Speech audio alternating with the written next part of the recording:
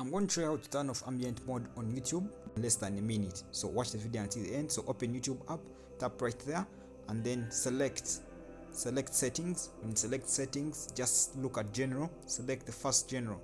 Now when you tap general, this is what is going to show up on your screen.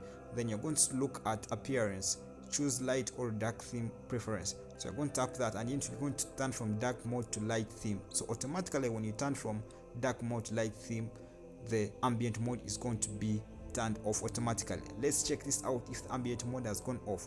So go back and then select your video, select the video you want to watch, and then you notice that when you tap right up and then check the options, ambient mode is not available there. So that's how you turn off ambient mode. Subscribe for more tech tips, tricks.